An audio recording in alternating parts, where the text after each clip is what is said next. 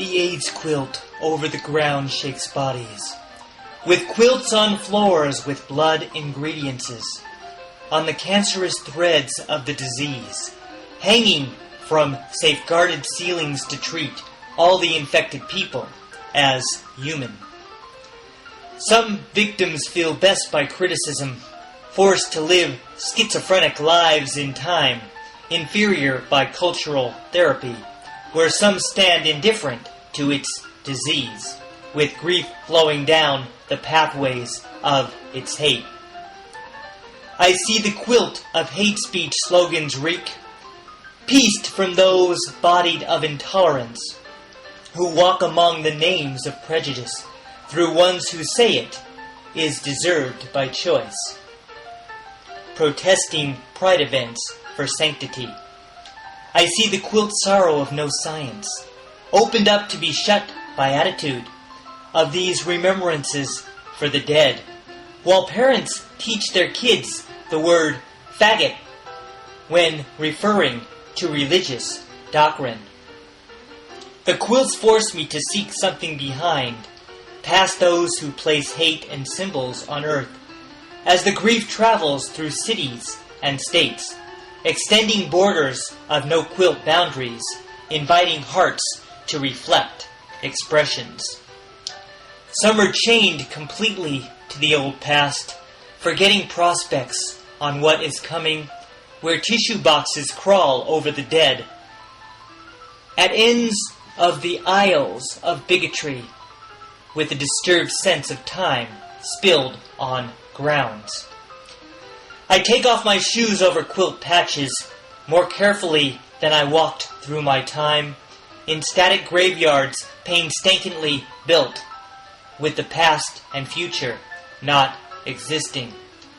For the melancholic has no future. My friend sews vivid flashes of color, where sorrow joins the ribbon on the ground, stretching hard and motionless like a stone, seen as trees growing tears sown like badges, rooted in quilt ground immovable. Most show outward emotion in fragments, remembering these grieving people now, as spaced time becomes disturbed by disease. And protesters with paintings and drawings forever frozen on signs parents made. I close my eyes to spatial fields of hate, from the dead stones all around motionless, to hide from the pain of loss by warmed quilts on the face of the barren living, stepping with embraced words of perversion. Many pale faces are murky colors, while groomed lovers juxtapose color planes, dressed in bright colors for their perception, hiding emptiness by dead, left behind by psychosis in its laughter and tears. I lose all control in death conclusions of those bodies of schizophrenia, until all becomes a two-way window of auditory hallucinations or falsification of memory. Some quilts have decorative messages, reproducing human figures by love, first stylized, then naturalistic, painting various elements of fear, rigid like mass, sometimes stereotypes. Some speak in rhythm by introspection, in full view of those mass-threaded faces, stitching itself into my own narrow eyes by the clusters of corpses of humans, echoing out body after body. Some create incoherent expressions, knowing excessive disintegration in renewed occurrence of repressions, menacing breakthroughs of aggressiveness, with thoughts of being immortal by threads. Some cry the names by sensitivity, where AIDS strangles their nicknames like coffins, then becomes a part of their daily lives, weaving itself into every contact that does not signify anything good.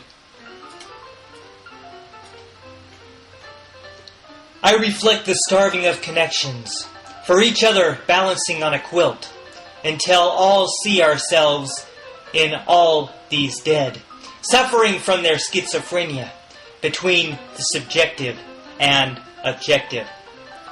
Let the quilt of the living have vision, spreading its expressed, outraged perceptions across the country without illusion, facing tombstones without mocking laughter, bearing sadness in primary colors. We let many die without a cure, as doctors speak intoxicated states, then politicians claim monetary. Both do nothing but falsifications, then continue to do nothing by fear. Most bring their striking hallucinations, as the disease is in our broken souls. After the dying skeletal bodies are the horizontal streaking mirrors of our deadened, schizophrenic spirits.